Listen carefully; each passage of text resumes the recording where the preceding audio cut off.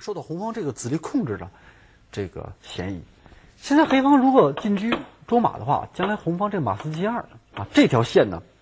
将来成为了黑方最为薄弱的这条线。无论黑方这个炮去哪儿，炮7平6还是炮7退1，红方都有这个车2平3的这个手段。黑方这个，总之呢，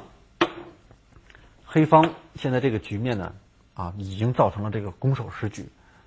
马3进4，将来这个中卒呢也是丢着。甚至换掉呢，将来红方还有车2进6，这个抢占兵线的棋。所以这个棋，红方呢也是有非常好的这个前景。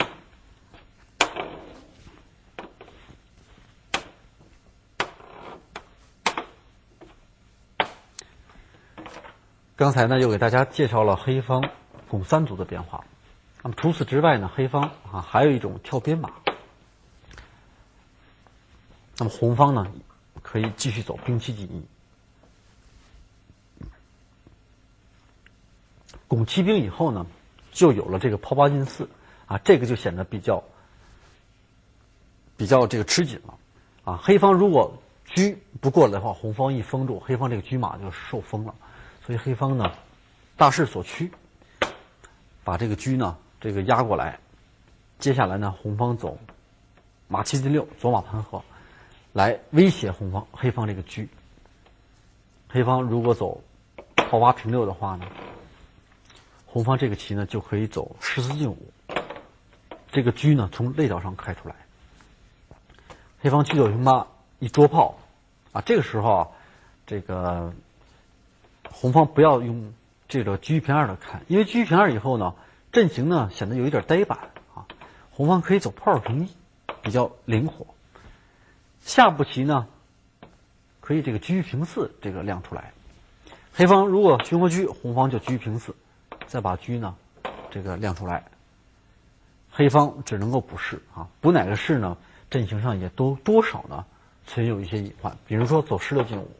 红方呢就可以再走炮1进4红方这个招法可以说是水到渠成，逐步成推进之势。黑方如果顶马，正好红方呢有一个转换破队。黑方这个车呢如果放到这里来呢，这2个车都不能动了。相比之下，红方一个马一个炮牵2个车还是非常便宜的。如果黑方接受这个对车，走车2进3，那么红方可以炮6进3打掉。黑方在退车捉炮的时候红方呢现在有一招控制全局的好棋，走车4进5这儿呢就可以看到呢，黑方这个阵型呢可以说被红方呢这个压扁了。红方现在已经得到了一个物质实力将来这个都是红方的权利，把这个拱起来，把这个将来拱过去而且这个炮呢很灵活，想对车就对车，残局也是红方好下。而黑方呢这个全盘呢这个缺乏这个活力，没有这个反击的能力。这盘棋呢，红方这个象3进5以后，黑方直接走炮2平5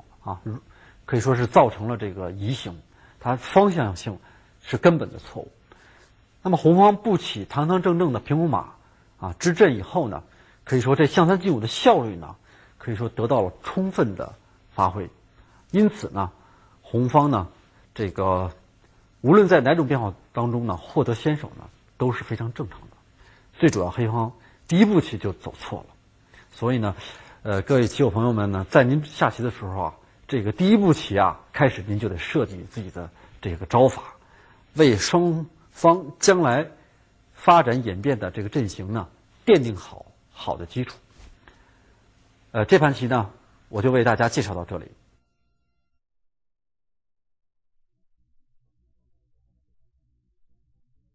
下面我要给大家介绍的这局棋呢，是由河北队的严文清、池红旗对火车头的杨德奇在1998年全国特体赛当中呢下成的。这盘棋呢是由严文清、池红先走，红方象7进5，黑方走炮2平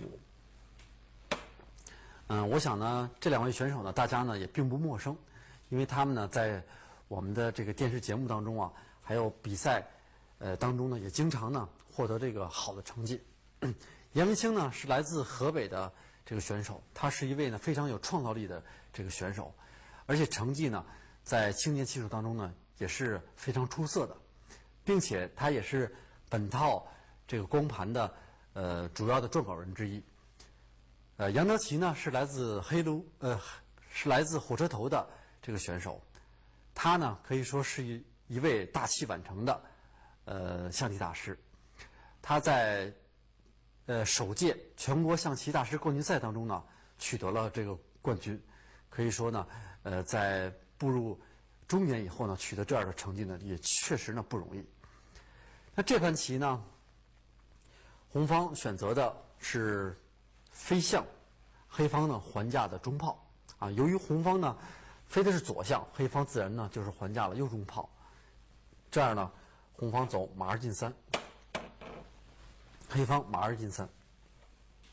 红方炮8平6。严文清呢，他打算呢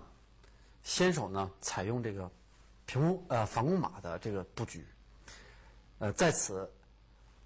杨德奇呢采用了车击，可以说这招棋呢，是一个理论上认为的官招。假如黑方这会儿走车平4，车平2，那么红方呢，势必呢形成先手反攻马的这个阵势。以下无论黑方呢，无论是拱3兵还是拱7兵，这个棋应该说啊发展下去呢，红方都比较容易开展先手。而黑方呢走车击以后啊，红方必然也会走马8进7，这样黑方平车捉红方的肋炮，红方再支势啊。以上的招法呢都带有一定的必然性。黑方再走马8进7，这样的结果呢，黑方呢打算呢走卒5击啊，进行呢这个从中路上的反扑。应该说，红方先手反攻马，他的对付这个黑方这个还架中炮来讲呢，它最大的一个弊病呢，就是由于先补了象以后呢，不能够再用还架中炮来阻挡来阻止黑方这个从中路的这种进攻。应该说，这是呢先手飞象局以后再走反攻马，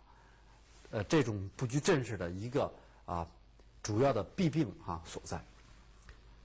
因此呢，严文清临场呢，他选择了走炮进2，争取呢通过这个炮平3，还有炮平7这种闪击呢，来威胁黑方对黑方呢也是一个测试。杨德奇呢通过思考呢，他选择了这个卒7进1这种呢比较稳健的这个下法。应该说呢也是可行的。那么除此之外呢，黑方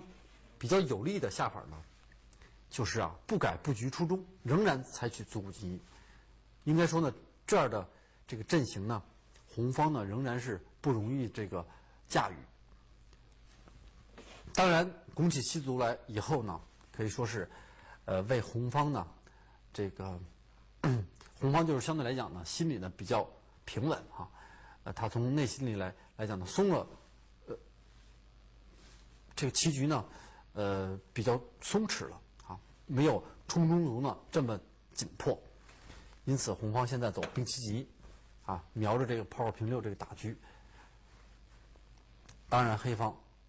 没有走车4进5，他由于红方有马7进8的这个先手，所以黑方走马7进6。这样呢，红方现在就不再适宜平炮这个大车了，因为黑方呢可以非常灵活的把车呢伏在炮下。以下红方如果出车的话，黑方呢有这个进炮封压的这种手段，下一步棋再出车就有这个拐吃红象的这个手段了。所以红方这个打车呢反而帮了黑方的忙。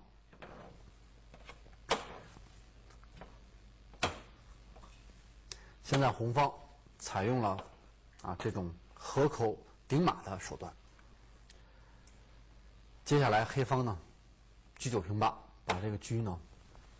抢亮出来，红方也是把自己的左车呢再出来。这样红方在出车以后呢，由于这个右炮捻把这个河头马顶住了啊，现在红方常有的这个手段呢，就是走车8进5，捉这个黑方的河头马。当然，黑方也有走炮8进2看的这种可能，但是在临场当中呢，黑方呢认为有这个炮8进2护马，可以呢毫无顾忌的再调整阵型，所以黑方选择了这个炮5平七。应该说呢，这一步棋呢是带有一些疑问性的这个招法，同时呢，它也造成了这个阵型上呢有不安定的这个因素有潜在的隐患。所以黑方这手棋还有另外2种呢比较灵活的这个选择。第一种就是马3对5，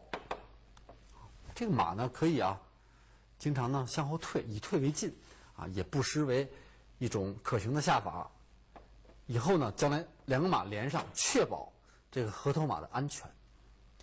另外呢，还有一种呢，就是走车4进3，把红方这个车8进5呢，防范于未然，居安思危可以避免红方这个车8进5的这个直接的攻击。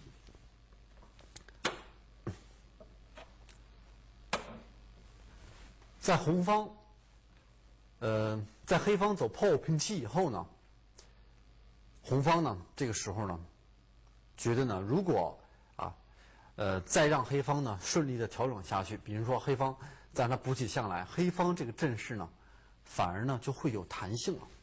所以红方也意识到这一时候的这个重要性，也是意识到黑方这个阵型呢，这个河界呢多少呢存在这个问题，所以颜文兴呢决定呢，这个马上出击，走车8进5捉马。那么黑方呢也只好按照起先的这个计划呢，走炮8进2暂时护住这个河头马。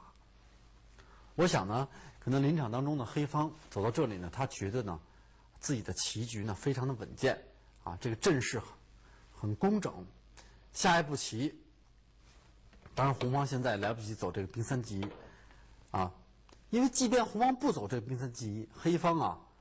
还在设想走这个卒3进1，通过这个阻拦，红车一吃黑方再一飞象，红车再进呢，黑方再一退炮，这样黑方呢有一个常见的这种伏车的这个手段。我想当时黑方呢可能是处之泰然，对自己的这个阵型呢认为还是比较巩固的。但是呢，这个临场当中呢，这个颜文兴通过这个考虑呢，他走出了这招平炮打车的这个好棋。这个棋呢，值得提起的是呢，假若红方对这个阵型不察，而随手走车1平2，红方认为这个平车也很好下步棋可以走车8平4，白吃一马。但是黑方呢可以走车4平8。现在的问题呢就变成了什么呢？就是本来黑方是一个疑形，红方一出车以后帮了黑方的忙，黑方呢就是疑形变成了好形。现在红方这个车呢确实就有危险了以后黑方这卒3进1可以这个采取陷车，就是红方这个车呢处于不安全的地带，而且黑方呢下一手棋呢可以非常稳健的再把象补起来。那么红方相反呢，不仅迷失了这个进攻的方向所在，并且右翼呢受到了红方这个重兵的限制，将来黑方呢有突破的种种可能。当然这个红方采用了这招炮4平2，可以说呢给对方呢来了一个下马威。